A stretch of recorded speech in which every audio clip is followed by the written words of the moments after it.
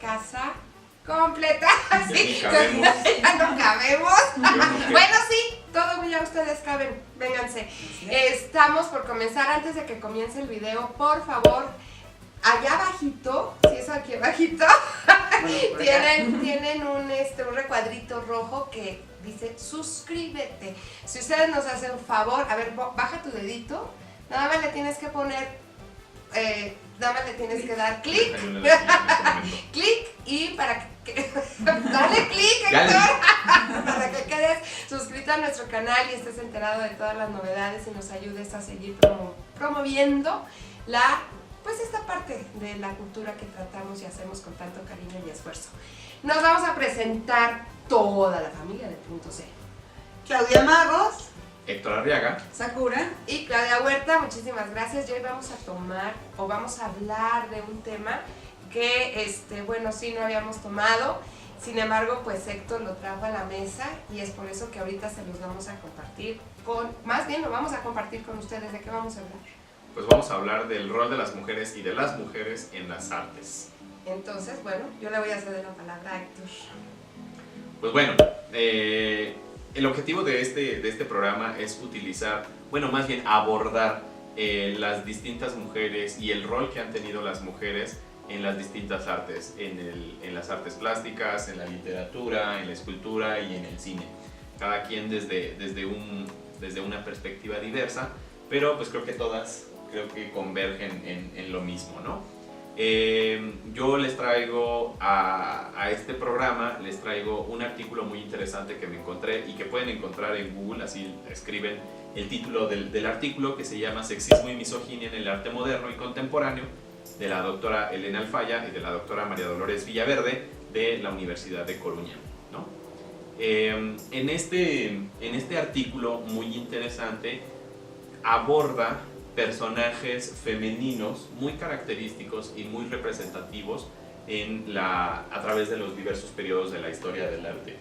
En él, pues obviamente si hablamos, quiero hacer una acotación, en este programa no vamos a hablar ni de religión ni de la Biblia en general, pero sí tenemos que abordar esos temas, ¿no? Porque no podemos separar el arte de la religión, ya que, bueno, la doctora Elena Alfaya separa su artículo en el arte sacro y en el arte profano, ¿no? Obviamente si hablamos del arte sacro, pues que es uno de los temas principales que se abordó durante más de 1000 años, 1500 años, tenemos que hablar un poquito de la Biblia, ¿no? Y de aquellos personajes femeninos abordados en este importante libro, ¿no? Que son, obviamente, Adán. ¡Ay, no! muy Eva. Ya ven, Estaba pensando en el desgraciado de el burro por delante, Eva, y por el otro lado María. María, ¿no? Entonces la doctora Perdón, y faltó Lilith, pero bueno. pero Bueno, sí. ese no lo trajimos hoy. No. Entonces Pues nada hoy no más viene ella. Hay gran diversidad, ahorita vamos a enfocarnos Sí. en esto. Entonces, decíamos que no vamos a hablar de religión, pero sí vamos a hablar de estos personajes, ¿no? Donde por una parte tenemos a Eva como la representación del mal, ¿no? Como la representación de la unión que hay entre el diablo y el ser humano, ¿no? Aquella portadora del pecado, ¿no? A través de la manzana, y que es la que hasta la fecha todavía nos deja un pequeño regalito al nacer, nada más por el simple hecho de nacer, que es pues el pecado original, bueno, ¿no? siempre y cuando seas religioso también, ¿no? Y si no, también naces con él. Ay, no te das yo cuenta. lo fui construyendo en mi vida. Entonces, pues ese es uno de los personajes más importantes, ¿no? Pero por otra parte tenemos también a María, ¿no? Como mencionábamos, pues aquel símbolo de pureza, ¿no? Aquel símbolo sí de la madre, pero la madre virginal, ¿no? Aquel personaje que no es capaz o no es reconocido como un ser humano capaz de equivocarse, como un ser humano capaz de tener aciertos y de tener deseos sexuales, de tener placer, ¿no? Sino como aquella madre dadora Devota, de vida. y totalmente Exacto. devota. Y sumisa. A Y través abnegada. de la pureza, ¿no? Y también, bueno, es muy interesante cómo en el artículo nos dice, hay más de 300 personajes femeninos en la Biblia. Sin embargo, estos personajes ni siquiera se les menciona por su nombre. Es la esposa del faraón, la madre de no sé quién, pero La realmente, señora de... sí, pero realmente se le antepone a un hombre, ¿no? No es reconocido como un personaje importante. Sin embargo, sí tenemos otros personajes femeninos que entran perfectamente en una de estas dos categorías, ¿no? De la santa, que es María, o de la Pecadora. de la pecadora, que es Eva, El ¿no? antagonismo. Así Exacto. Y pues traemos aquí a la mesa estas dos obras, bueno, estos dos pasajes bíblicos que son representados por distintos artistas. En este caso, y ustedes están viendo en pantalla, que es Susana, ¿no? Susana, que es representada o es plasmada en el libro de Daniel, me parece, y que Claudia les va a platicar un poquito más de la historia de Susana. No, déjala en paz. ¿Ya ves? Susana fue una mujer que murió martirizada por no haber permitido ser violada, abusada por miembros del Sinedrín de su tribu. Eran hebreos, ustedes saben que el Sinedrín era como que la máxima autoridad, la unión de los viejos, los sabios, quienes decidían hacia qué debía hacerse como tribu, como raza, como pueblo elegido. Y bueno, Susana era una mujer noble, bellísima, casta, que no había demostrado ningún interés hacia los hombres, ningún interés sexual, ninguna inclinación cochina. Entonces, bueno, esto provocó en los viejos del Sanedrín que la espiaran, que la acosaran, que trataran de violentarla, a lo que ella se resistió y murió. Este evento lo conocemos como Susana y los viejos, y es justo al que se refiere Héctor en este momento en algunas pinturas que él explicará. Sí, esta escena es representada por muchos artistas. Se ha representado en diferentes periodos. Y sin embargo, hoy vamos a analizar un poquitito tres pinturas muy importantes. La primera, que es la versión de Tintoretto, de este artista italiano del manierismo, ya de finales del Renacimiento, ¿no? Donde ustedes pueden apreciar cómo Susana es representada que mucho más allá que una mujer acosada por dos hombres, ¿no? Es una persona que se le representa casi como la seductora. Si ustedes se fijan en los detalles, la mala, como aquella que provoca al hombre, ¿no? O sea, la culpa la tuvo ella, ¿no? No es de ellos, que son unos acosadores, sino más bien es de ella. Si ustedes se fijan en los detalles, en el color de la piel, en las joyas que ella porta, pues casi nos hace una sugerencia a un personaje, Rastibulario. Exacto, de moral discreta, ¿no? Y bueno, sí, lo que platicábamos antes de empezar el programa, que la posición, o bueno, la postura que carga Susana, sí es muy propia del manierismo, ¿no? Con una postura muy exagerada, muy forzada. Pero sí se muestra como la provocadora, ¿no? Porque además se pone en la posición exacta para que pueda ser observada su sexualidad abierta.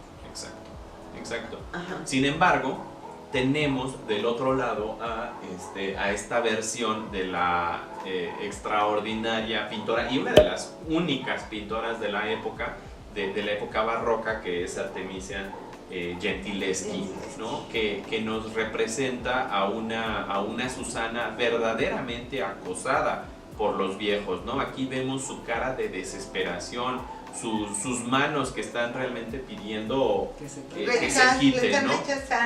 Es muy conocida esta historia de Artemisia porque pues ella representa o plasma en todas sus pinturas a las mujeres atacadas, ¿no? A las mujeres violentadas. No solo en Susana y los viejos, sino también, por ejemplo, en Judith y Holofernes, ¿no? Donde representa toda esta violencia producto de las violaciones y de la violencia que ella sufrió en vida propia. Violentada, sus derechos coartados, sus deseos exterminados, a tal grado que ella llega a no soportar su permanencia en esta escuela en donde se estaba educando y decide regresar al lado de su padre. Cuando regresa al lado de su padre, va a ser violada, va a ser ultrajada, y entonces todas estas vivencias, de hecho, va a ser negada por el propio padre, ante el temor de ser cuestionado por los altos mandos eclesiásticos. Le rompe los dedos para que no pueda volver a pintar. Y el padre va a usar la fama de su hija para hacerse conocer como pintor, y todo esto lo vemos en su pintura. O sea, está de una u otra manera relatando su propia vida a través de imágenes. Ya, perdón. Sí, del padre que también es, de hecho, pues esta Artemisia es reconocida a través de la sombra de su padre, ¿no? De este Horacio Gentileschi. Aunque ¿no? las obras en su mayoría, las mejores, son de Artemisia, Sí, no claro. de él. Sí, y por último vamos a mencionar esta última obra que es de un artista pues contemporáneo, de un artista vivo colombiano que se llama Darío Ortiz Robledo. No me acuerdo del nombre, la verdad, no me acuerdo, pero se retrata a él mismo, al parecer, después de haber tenido sexo con una prostituta. Pero un hombre viejo. Un hombre Veanlo viejo, bien. sí, ya sé. Y de hecho se retrata a él de espaldas, ¿no?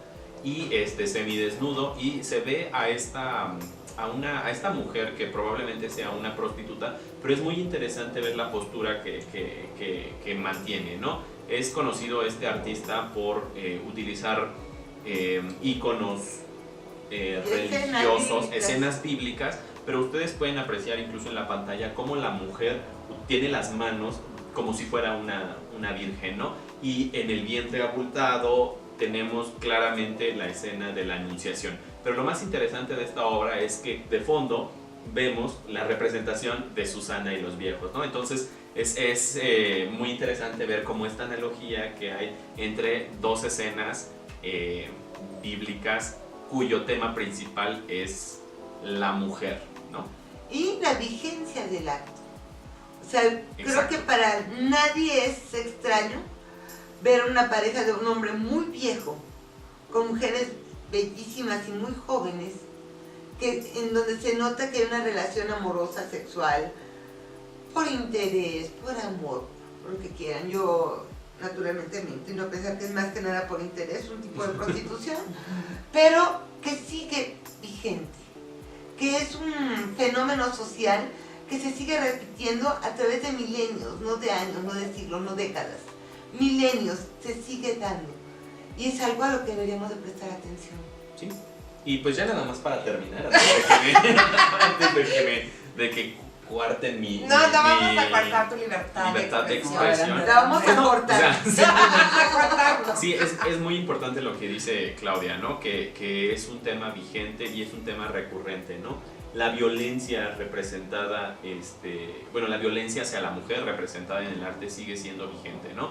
Y bueno, ustedes, ya los invito a que ustedes lean ese artículo y que analicen un poquito más las obras, ¿no? Donde tenemos personajes femeninos muy importantes como Dalila y Sansón, como Judith y Holofernes. Sí, bueno, ¿no? sí, es que esto. Sí, pues Dalila, ¿no? Que es representada como, bueno, que es el símbolo también del mal, de la seductora que le quita la fuerza al pobre de Sansón. Pero además, no es culera, es la otra. ¿Es que? La otredad. Dalila va a ser la representación de una religión diferente.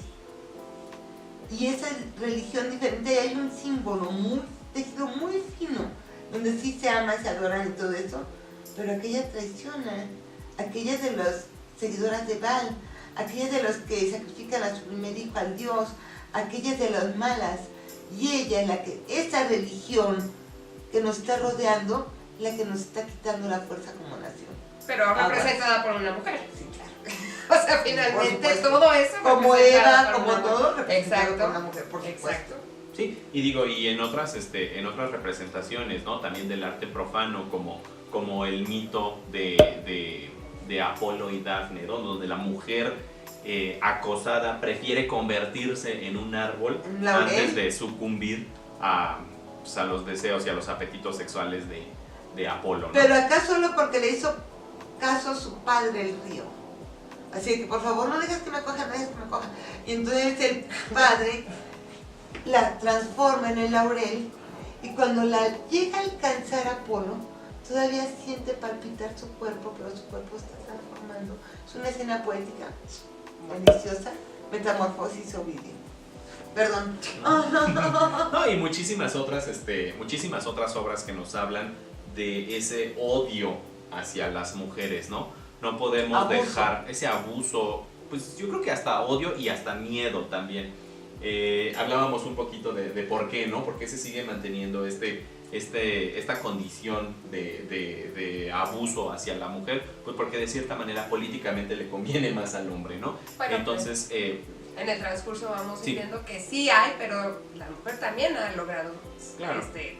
tener ya su lugar y sus papeles. sí, y en las artes plásticas, pues se ha representado muchísimo esta violencia hacia las mujeres, ¿no? No podemos dejar de mencionar la escena de la muerte de Sardanápulo, en este caso representada, y ustedes lo pueden ver, representada por Eugène Delacroix, ¿no? Sí. Donde se muestra una escena, una orgía de muerte y de violencia hacia las mujeres, ¿no? De Todas hecho, las mujeres.